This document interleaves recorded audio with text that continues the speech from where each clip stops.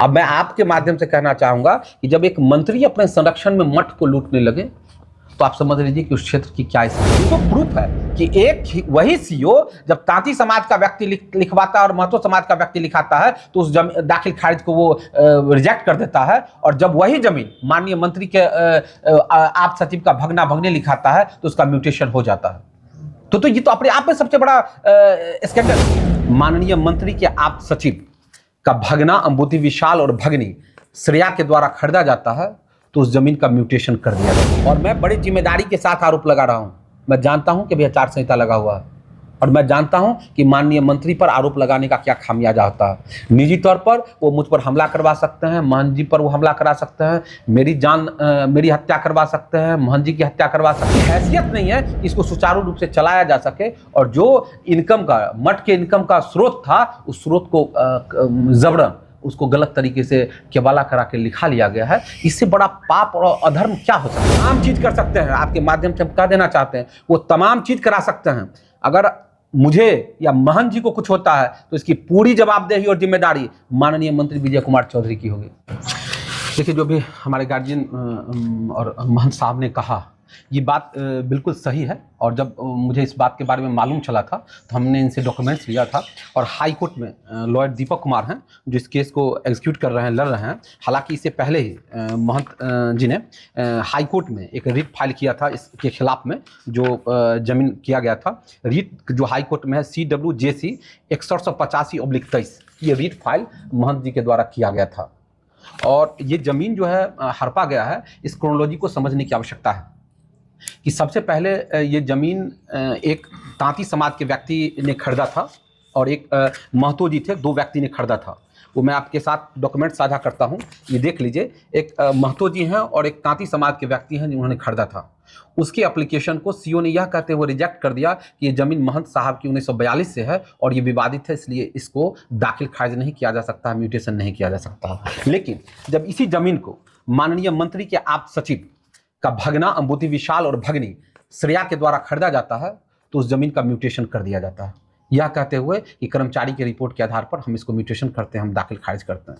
और बड़ी दिलचस्प बात है कि 1942 से जो ये जमीन ठाकुरबाड़ी के नाम से था, ये 1942 से निरंतर महंत जी के स्वर्गीय गुरुदेव के द्वारा लगातार रसीद भी कटाया जा रहा है, दखल कब्जा में है, सब कुछ शांतिपूर्ण दखल कब्जा में है।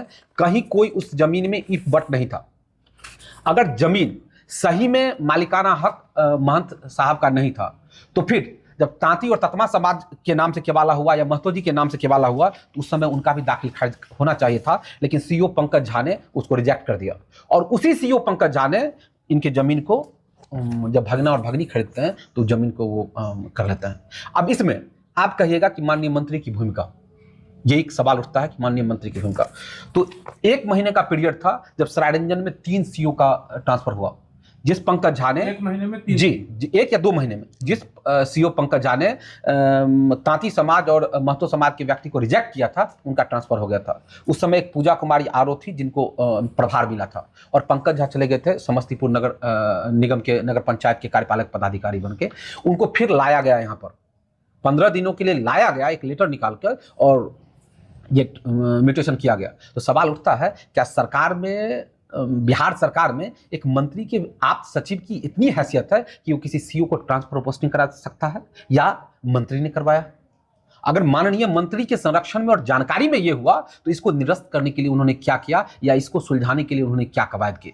और इतना ही नहीं, जहां जमीन लिखाया गया, जो जमीन लिखाया गया है उससे पहले जमीन के इर्द गिर्द खाली था, वहां खेती किया जाता था। लेकिन जब ये जमीन उनके भगना और भगनी के नाम से केवाला कराया गया है, उसके बाद जो नरघोगी में इंजीनियरिंग कॉलेज है उसका हॉस्टल वहां बनवाया जा रहा है, सरकारी हॉस्टल। जबकि जहां इंजीनियरिंग कॉलेज है उसके बगल में जमीन पर्याप्त है जहां हॉस्टल बनाया जा सकता था, बच्चे को भी सहूलियत होती कि हॉस्टल से निकलता कॉलेज में जाता। लेकिन जो उनका भगना और भगिनी जमीन लिखाया है, उस जमीन के वैल्यूएशन को बढ़ाने के लिए मैं फिर कह रहा हूं, जमीन के वैल्यूएशन को बढ़ाने के लिए और इंजीनियरिंग कॉलेज से करीब 1.5-2 किलोमीटर दूर जो वो जमीन का लोकेशन है, उसके बगल में उसका हॉस्टल का निर्माण कराया गया है। तो क्या ये माना जाए कि एक आप सचिव की इतनी हैसियत है कि वो बिहार सरकार का जो अभियंत्रण विभाग है उसके इंजीनियरिंग कॉलेज का जो हॉस्टल बना है उसको वो अलग लोकेट करा सकता है? या इसमें माननीय मंत्री की भूमिका है? ये जो संपत्ति अर्जित की जा रही है, ये सिर्फ उनके सचिव और उनके भगना भगनी की गाड़ी कमाई की वजह से है, या इसमें माननीय मंत्री का संरक्षण और मंत्री का हिस्सेदारी है? हम अभी राम जानकी मठ के प्रांगण में हैं। इसमें से अगर एक भी झूठ है तो माननीय मंत्री यहीं आए और यहां आकर कहें कि उनकी जानकारी में ऐसा कुछ भी नहीं है, या माननीय मंत्री के पीए यहीं आए और कह दें कि ये महंत साहब की जमीन नहीं थी, ये मठ की जमीन नहीं थी। मैं उनको चुनौती देता हूं, ये मठ की जमीन को इस तरीके से जो लिया गया है, ये और यही नहीं, आज नरघोगी मठ के जमीन का भी बंदरबांट किया जा रहा है। वहां भी राम जानकी को भोग लगाने की व्यवस्था सही ढंग से नहीं है, और जबकि पूरे भारत में संभवतः ये सबसे बड़ा मठ था, नरघोगी मठ, और चकवा मठ उसके बगल में था, और उसके संपत्ति के साथ इस तरह से खिलवाड़ किया गया है, एक संवैधानिक पद पर बैठे हुए व्यक्ति के द्वारा किया गया है। हम तमाम लोगों से आपके माध्यम से अपील करते हैं, आज बहुत लोग हिंदू मुस्लिम धर्म अधर्म की बात करते हैं, ये कितना अधार्मिक बात है, ये कितना बड़ा पाप है, ये देखा जाना और पूछा जाना चाहिए। और आप तो कुणाल जी, ये भी उठ सकता है कि आप इतना लेट से आवाज क्यों उठाए? नहीं, मैं लेट से आवाज नहीं उठाया, मैं इस आवाज को पिछले 6-7 महीने से उठा रहा हूं, और जो हाई कोर्ट में लॉयर भी हायर किया है वो मैंने ही किया है। और मैं एक चीज और आपको कह देता हूं कि जिस भी परिस्थिति में हो ये जमीन वापस लिया जाएगा। ये जमीन माननीय मंत्री के आप सचिव को वापस करना पड़ेगा, क्योंकि ये जमीन मठ की है, और इसमें मुझे जो भी करना होगा, जो भी कीमत चुकानी होगी, हम चुकाने के लिए तैयार हैं। अगर नहीं हुआ तो नहीं कैसे होगा भाई? सरकार तो न्यायालय है ना, कोर्ट है ना, ये तो प्रूफ है कि एक वही सीओ जब तांती समाज का व्यक्ति लिखवाता है और महतो समाज का व्यक्ति लिखाता है तो उस दाखिल खारिज को वो रिजेक्ट कर देता है, और जब वही जमीन माननीय मंत्री के आप सचिव का भगना भगनी लिखाता है तो उसका म्यूटेशन हो जाता है। तो ये तो अपने आप में सबसे बड़ा स्कैंडल है। ये तो सबसे बड़ा स्कैंडल है कि जो सीओ का ट्रांसफर हो जाता है सिर्फ दाखिल खारिज करने के लिए सीओ चलाता है, जब जमीन जिस समय उनके भगना भगनी के नाम से नहीं था, उस समय मेडिकल माफ कीजिएगा इंजीनियरिंग कॉलेज बन गया था, लेकिन उसका हॉस्टल वहां ट्रांसफर नहीं होता, और जब ये जमीन वो लिखा लेते हैं तो वहां हॉस्टल बन जाता है। क्या कि इस जमीन का वैल्यूएशन बढ़ जाएगा? इसमें मंत्री जी का निजी फायदा तो कुछ नजर नहीं आ रहा। अब वही तो मैं कह रहा हूं कि माननीय मंत्री को ये क्लियर करना चाहिए कि क्या ऐसे भ्रष्टम पीए को वो रखे हुए हैं या उनके संरक्षण में ये पीए कर रहा है? क्या ये पीए जो है वो अपने लिए संपत्ति अर्जित कर रहा है? ये संपत्ति वो अपने नाम पर लिखकर माननीय मंत्री का वो संपत्ति है?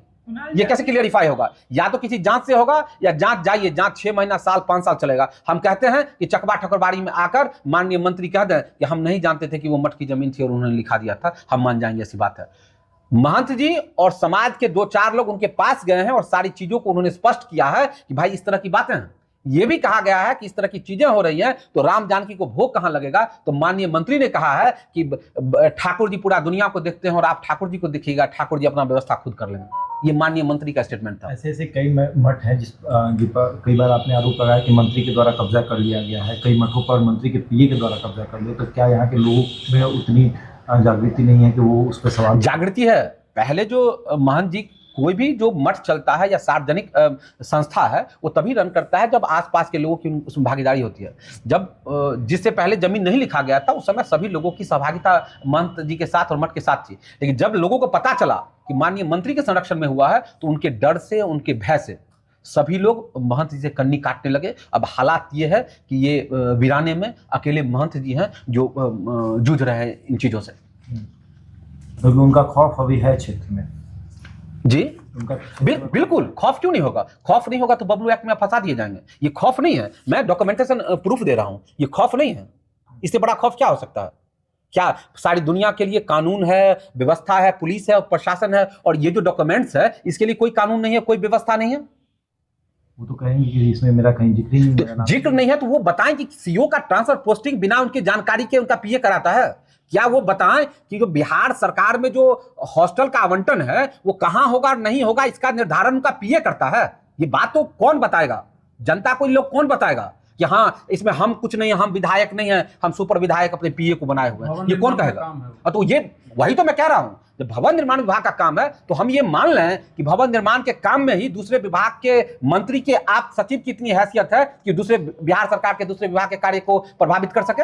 मैं भी तो यही पूछ रहा हूं, और इसका जवाब माननीय मंत्री को मठ में आके देना चाहिए, राम जानकी के नीचे आके उनको छू के कसम खा के कहना चाहिए कि हाँ हमारी इसमें कोई भूमिका नहीं है। मैं फिर आपको कहता हूं कि जहां तक सरेआम चर्चा है इसमें माननीय मंत्री का संरक्षण है, बिना उनके संरक्षण का न सीओ का ट्रांसफर हो सकता था, न म्यूटेशन हो सकता था, और न ही जो हॉस्टल वहां गया वो जाता। और जो है जिससे लिखाया गया है जमीन, वो उनके द्वारा समस्तीपुर सिविल कोर्ट में 2022 में रिट फाइल किया गया है। आप दिलचस्प चीज जब देखिएगा तो आपको आश्चर्य होगा, आपको आश्चर्य होगा। ये देख लीजिए 2021 में 38/21 उसी व्यक्ति के द्वारा रिट फाइल किया गया है जिससे माननीय मंत्री के आप सचिव ने अपने भगना भगनी का जमीन लिखाया है, उन्हीं के द्वारा रिट फाइल किया गया है। मंत्री महंत जी के द्वारा हाईकोर्ट में रिट फाइल किया गया है। उस रिट की कॉपी भी मैं आपको आपके साथ साझा करने के लिए तैयार हूं। जो रिट फाइल हुआ है और जिस व्यक्ति के द्वारा कराया गया है वो मैं आपको साझा करने के लिए तैयार हूं। हर एक डॉक्यूमेंट्स आप हमसे ले सकते हैं कि भाई इसमें क्या सच है और क्या गलत है। ये असल में माननीय मंत्री का चाल चरित्र और चेहरा है।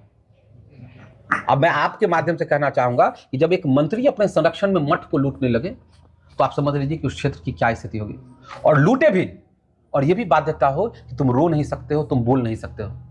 आप बताइए कि महंत, आप देखिए इस ठाकुरबाड़ी की स्थिति फटा हुआ है, आप देख लीजिए प्लास्टर फटा हुआ है, इतनी हैसियत नहीं है कि इसका रिपेयर कराया जा सके, इसकी व्यवस्था कराया जाए। वो भगवान राम का चित्र देख लीजिए, वो पुराना पड़ चुका है, इतनी हैसियत नहीं है कि इसको सुचारू रूप से चलाया जा सके। और जो इनकम का, मठ के इनकम का स्रोत था, उस स्रोत को जबरन उसको गलत तरीके से केवाला करा के लिखा लिया गया है। इससे बड़ा पाप और अधर्म क्या हो सकता है? इससे बड़ा अधर्म और पाप तो मुझे नहीं लगता है दुनिया में। मुझे लगता है तो ये घोर कलयुग है, नहीं तो धरती फट जाना चाहिए था इस तरह की स्थिति में।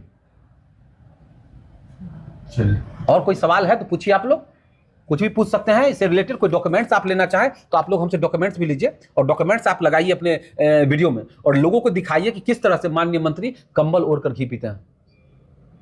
आप अगर डॉक्यूमेंट्स स्कैन कीजिए और लगाइए, और मैं बड़ी जिम्मेदारी के साथ आरोप लगा रहा हूं।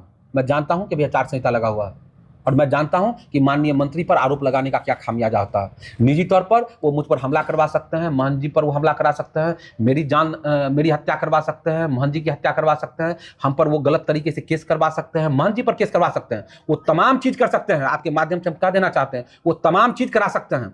अगर मुझे या महंत जी को कुछ होता है तो इसकी पूरी जवाबदेही और जिम्मेदारी माननीय मंत्री विजय कुमार चौधरी की होगी। ये मैं आप लोगों के माध्यम से सभी लोगों को सूचित कर देना चाहता हूं। और जो तानाशाही प्रवृत्ति उनका चल रहा है, वो कुछ भी कर सकते हैं, कुछ भी करा सकते हैं। तो आपके माध्यम से पूरे लोगों को मैं सूचित करना चाहता हूं कि आप इस हकीकत को देखिए और सच और झूठ की जांच कीजिए। और इसके लिए आपको जरूरी नहीं कि हमसे संपर्क करना पड़े, सभी कागज ऑनलाइन अवेलेबल है। जो रिजेक्ट हुआ है सीओ के द्वारा किया गया है वो भी ऑनलाइन अवेलेबल है, जो एक्सेप्ट किया गया है वो भी ऑनलाइन अवेलेबल है, जो केवाला हुआ है वो भी ऑनलाइन अवेलेबल है, और जो केस हुआ है हाई कोर्ट में वो भी ऑनलाइन अवेलेबल है। सब कुछ ऑनलाइन अवेलेबल है। ये किसी से कागज लेने की जरूरत नहीं। इसके बावजूद मैं तमाम पत्रकार बंधुओं से अनुरोध करूंगा कि इसको स्कैन करके बगल में चलाइए और लोगों को हकीकत बताइए कि किस तरीके से संवैधानिक पद पर बैठा हुआ व्यक्ति आपके समाज के बीच में जो मठ है, जो ठाकुरबाड़ी है, जो बिहार सरकार की जमीन है, उसको कब्जा कर रहे हैं, उसको लूट रहे हैं और अपनी संपत्ति का विस्तार कर रहे हैं।